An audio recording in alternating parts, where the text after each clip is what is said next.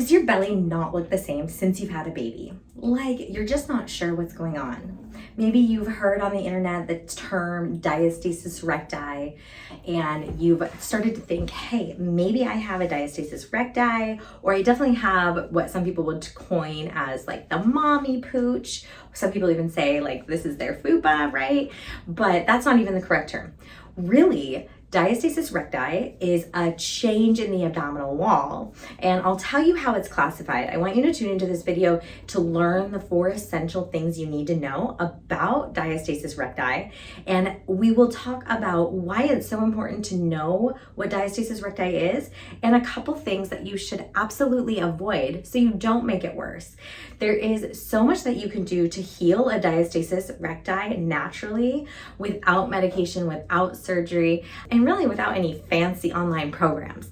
There is so much free content here on YouTube. Just click the like and subscribe button and follow all of our diastasis content, and you will be so pleasantly surprised at how improved your diastasis can get with just these simple free understandings and exercises and tools to help you close your diastasis. So let's get into it.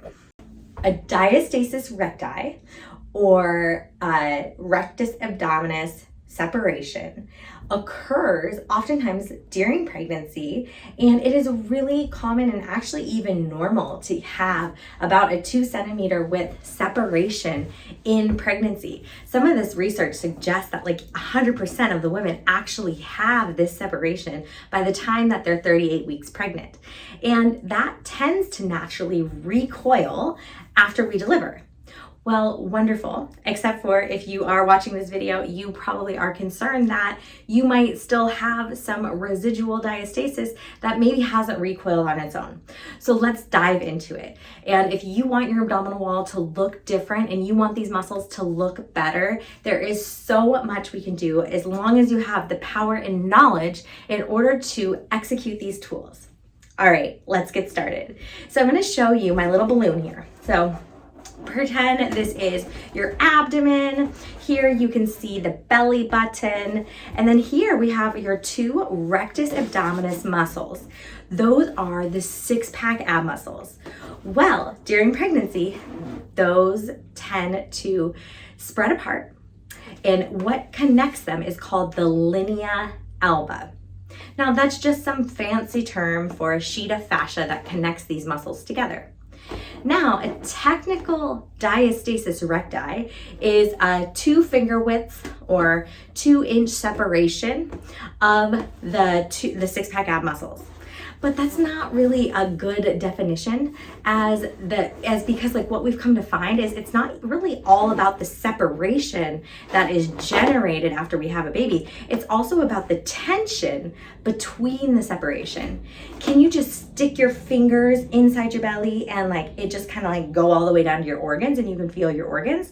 Or do you hit something hard? Like, yes, you might have a little separation, but do you hit something hard in your belly itself that is what we call tension. So we want to have good tension of the linea alba. We don't want it to be thinned and stretched out. So if you have a diastasis recti, it might be thin and stretched out tissue. So what are we going to do to start healing it? And why am I showing you some silly balloon as an example of a diastasis recti? All right, well, I'm glad you asked, because the core, so we're talking like the full body core. The top is the diaphragm. The front is what's called the transverse abdominis, or the 2 6-pack ab muscles, also including the 2 6-pack ab muscles and some of your obliques, all of the muscles on the front of the body. The bottom, which is the pelvic floor, and then the back, which is some back muscles, the multifidi, the glute muscles. And when you are evaluating and looking at the core, we want to know, okay, how can we help these muscles go back together? There's a few ways. We want to decrease the pressure in the core and help improve that pressure. So you want good core pressure. That's how you're going to have good tension. If you're really bloated and extended all the time, maybe you have constipation, that's going to increase the pressure too much.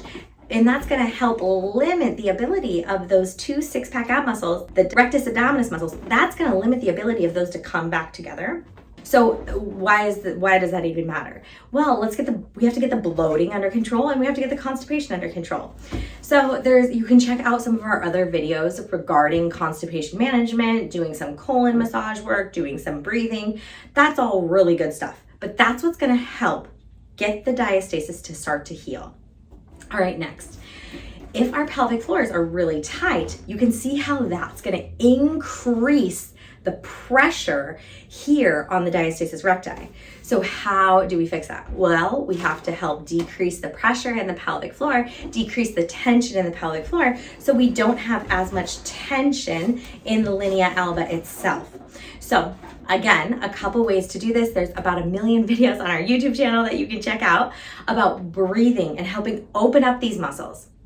And that will help take the pressure off of the diastasis, allowing the muscles and the diastasis to close and to heal, because all of a sudden we don't have the tension and tightness here.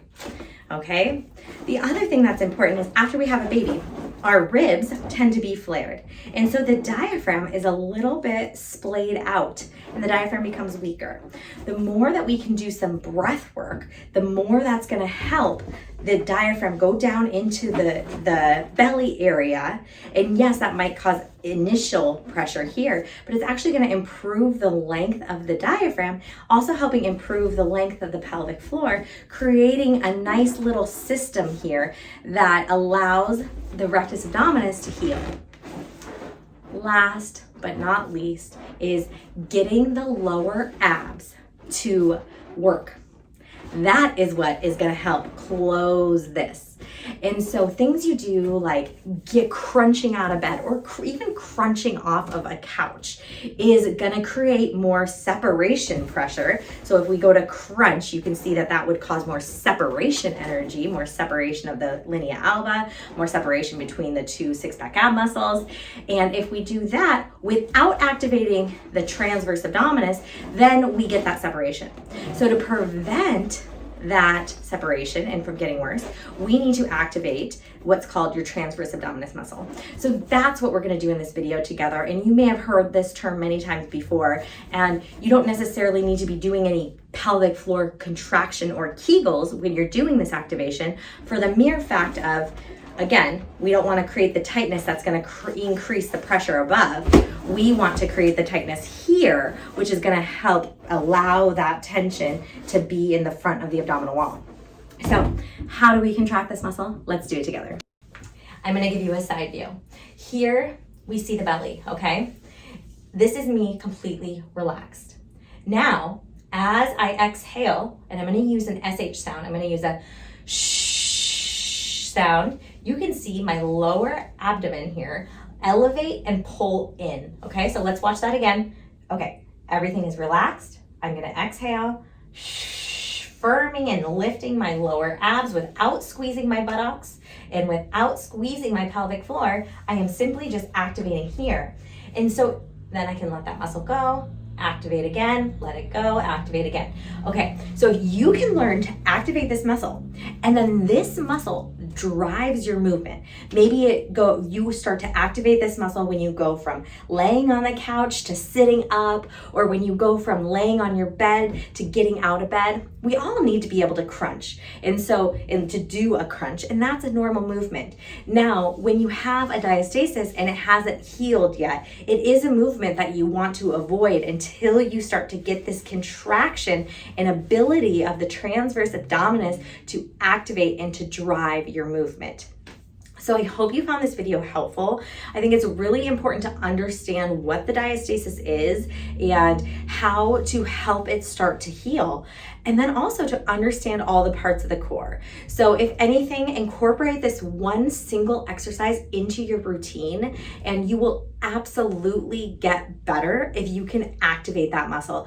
This muscle is going to be your golden ticket to creating tension in the linea alba and helping those muscles come back together. I hope you enjoyed this video. Please like and subscribe. Shoot me any questions you have on this video. I would love to answer them personally. And thank you for tuning in.